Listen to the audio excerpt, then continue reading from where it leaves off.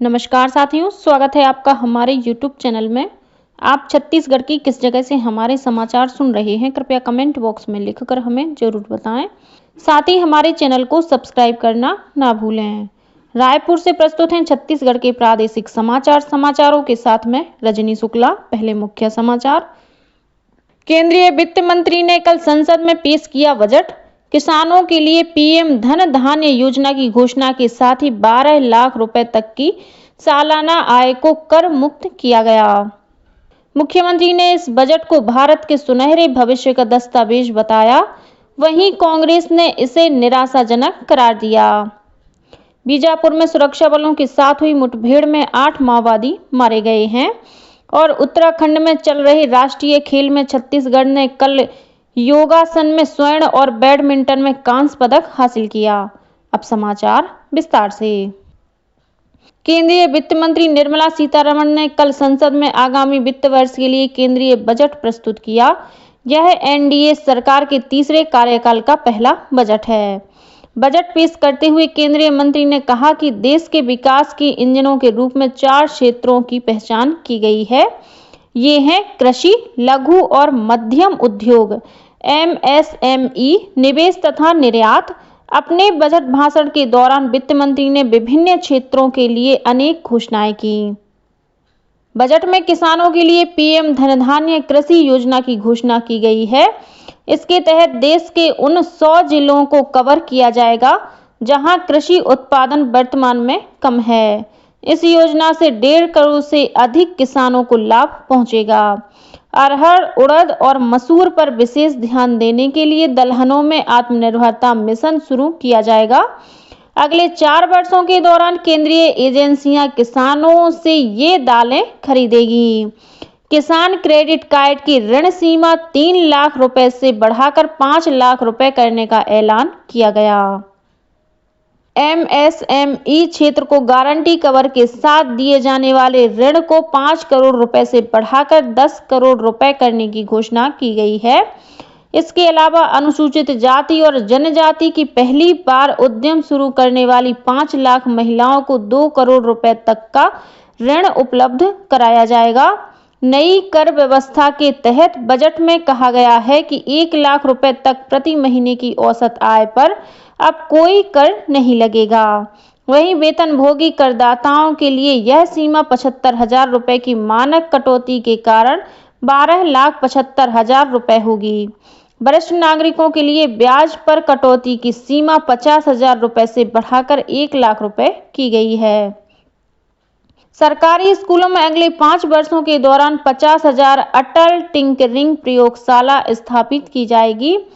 Bharat net परियोजना के तहत ग्रामीण क्षेत्रों में स्थित सभी सरकारी माध्यमिक विद्यालयों और प्राथमिक स्वास्थ्य केंद्रों में ब्रॉडबैंड कनेक्टिविटी प्रदान की जाएगी। गिग वर्करों को पहचान पत्र दिया जाएगा और पीएम जन आरोग्य योजना के तहत ई श्रम पोर्टल और स्वास्थ्य देखभाल के लिए उनका पंजीकरण किया जाएगा। कैंसर सहित अन्य असाधारण और गंभीर रोगों के उपचार के लिए 36 जीवन रक्षक औषधियों को बुनियादी सीमा शुल्क से छूट दी गई है। कल पेश हुए केंद्रीय बजट पर देश के वरिष्ठ नेताओं ने अपनी प्रतिक्रिया व्यक्त की है। प्रधानमंत्री नरेंद्र मोदी ने कहा कि बजट में किसानों के लिए जो घोषणा हुई है वो कृषि क्षेत्र और समूची ग्रामीण अर्थव्यवस्था में नई क्रांति का आधार बनेगी। छत्तीसगढ़ के मुख्यमंत्री विष्णुदेव साय ने कहा कि यह बजट भारत के सुनहरे भविष्य का दस्तावेज है। वहीं प्रदेश भाजपा अध्यक्ष किरण सिंह देव ने कहा कि इस बजट से तय हो गया है कि भारत विश्व का नेतृत्व करेगा। उन्होंने कहा कि यह गरीब, किसान और मध्यम वर्ग के जीवन को संवारने वाला बजट है।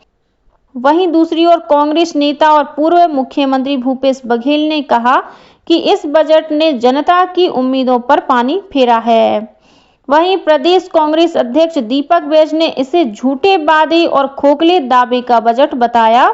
उन्होंने कहा कि इस बजट में महंगाई और बेरोजगारी को कम करने का कोई रोड मैप नहीं है और यह निराशाजनक बजट है। बीजापुर में कल सुरक्षा बलों के साथ हुई मुठभेड़ में 8 माओवादी मारे गए। इन माओवादियों के शव बरामद कर लिए गए हैं। सुरक्षा बलों ने मौके से इंसास राइफल और बैरल ग्रेनेड लॉन्चर सहित अनेक हथियार बरामद किए हैं।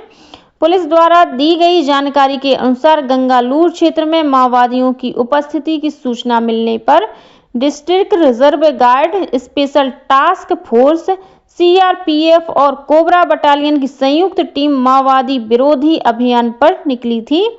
कल सुबह से सुरक्षा बलों और माओवादियों के बीच रुक रुक कर अनेक बार गोलीबारी हुई। पुलिस ने इस मुठभेड़ में कई और माओवादियों के मारे जाने की संभावना व्यक्त की है। क्षेत्र में सर्च अभियान अभी भी जारी है। राज्य में इस साल किसानों से समर्थन मूल्य पर रिकॉर्ड 149 लाख मीट्रिक टन से अधिक धान की खरीदी की गई है। 14 नवंबर से 31 जनवरी तक चले धान खरीदी अभियान के तहत करीब 25.5 लाख किसानों ने धान बेचा। इसके एवज में किसानों को बैंक लिंकिंग के माध्यम से 31,089 करोड़ रुपए का भुगतान किया गया। मुख्यमंत्री विष्णुदेव साय ने कहा है कि राज्य सरकार अंतर की राशि बहुत जल्द किसानों के खाते में भेजेगी। रायपुर के इंदिरा गांधी कृषि विश्वविद्यालय के 10वें दीक्षांत समारोह में कल राज्यपाल रमेन डेका और मुख्यमंत्री विष्णुदेव साय शामिल हुए। समारोह में 16 मेधावी विद्यार्थियों को स्वर्ण, 18 को रजत और 4 छात्रों को कांस्य पदक प्रदान किया गया। इसके साथ ही करीब 4,200 विद्यार्थियों को ग्रेजुएशन, पोस्ट ग्रेजुएशन और पीएचडी की उपाधि प्रदान की गई। प्रदेश में हो रहे नगरीय निकाय चुनाव के तहत नाम वापसी के बाद राज्य के विभिन्न नगर निगमों, नगर पालिका परिषदों और नगर पंचायतों में महापौर तथा अध्यक्ष पद के लिए कुल 796 प्रत्याशी मैदान में रह गए हैं। नाम वापसी के अंतिम दिन 128 प्रत्याशियों ने अपने नाम वापस लिए। प्रदेश के 10 नगर पालिक निगम, 49 नगर पालिका और 114 नगर पंचायतों में 11 फरवरी को मतदान होगा। मतगणना और चुनाव परिणामों की घोषणा 15 फरवरी को की जाएगी। वहीं त्रिस्तरीय पंचायत चुनाव के लिए इस समय नामांकन जमा करने की प्रक्रिया जारी है। नामांकन जमा करने की अंतिम तिथि 3 फरवरी है। उत्तराखंड में चल रही राष्ट्रीय खेल के 5वें दिन कल छत्तीसगढ़ ने एक और स्वर्ण पदक हासिल किया। योगासन के आर्टिस्टिक पेयर इवेंट के फाइनल राउंड में प्रदेश के प्रकाश साहू और प्रभाकर सिंह ने शानदार प्रदर्शन करते हुए प्रथम स्थान प्राप्त किया और स्वर्ण पदक जीता। वहीं बैडमिंटन में छत्तीसगढ़ की पुरुष टीम को कांस्य पदक से संतोष करना पड़ा है। दल के उप प्रमुख प्रशांत सिंह ने बताया कि छत्तीसगढ़ अब तक इन राष्ट्रीय खेलों में 10 पदक जीत चुका है। कोरबा जिले में कटघोरा इलाके के अखरापाली धान खरीदी केंद्र में 60,53,000 रुपए की अनियमितता उजागर होने के बाद समिति प्रबंधक रामेश्वर प्रसाद अनंत और फड़ प्रभारी हितेंद्र कुमार के खिलाफ वसूली और आपराधिक प्रकरण दर्ज करने की कार्रवाई की गई है। धान खरीदी में गड़बड़ी और धान की अफरा तफरी के मामले में कार्रवाई कलेक्टर अजीत बसंत के निर्देश पर की गई है। और अब कुछ अन्य समाचार संक्षेप में। मुख्यमंत्री विष्णुदेव साय ने रायगढ़ जिले में बर्ड फ्लू के प्रकरण की पुष्टि होने पर इसे गंभीरता से लेते हुए राज्य भर में बर्ड फ्लू की रोकथाम के लिए दिशा निर्देश दिए हैं। अग्निवीर वायु सेना में भर्ती के लिए आज 2 फरवरी तक ऑनलाइन आवेदन किए जा सकते हैं। वन मंडलाधिकारी धर्मजयगढ़ वन मंडल ने बताया कि छाल परिक्षेत्र स्थित बेहरा मार परिसर में 31 जनवरी को एक वृद्ध नर हाथी की मृत्यु हो गई। यह हाथी लगभग 60 वर्ष का था और पिछले 2 माह से गंभीर रूप से बीमार था। छत्तीसगढ़ राइस मिलर्स एसोसिएशन के अध्यक्ष योगेश अग्रवाल ने अपने पद से इस्तीफा दे दिया है। साथ ही उन्होंने अपनी पूरी कार्यकारिणी भंग करने की घोषणा भी की है। और दंतेवाड़ा में चेक पर फर्जी हस्ताक्षर करके जिला अस्पताल के डीएमएफ मद से 66 लाख रुपए निकालने के आरोप में सहायक अकाउंटेंट के साथ ही एसबीआई के सीनियर मैनेजर को गिरफ्तार किया गया है। इसी के साथ छत्तीसगढ़ के समाचारों का ये बुलेटिन समाप्त हुआ। नमस्कार।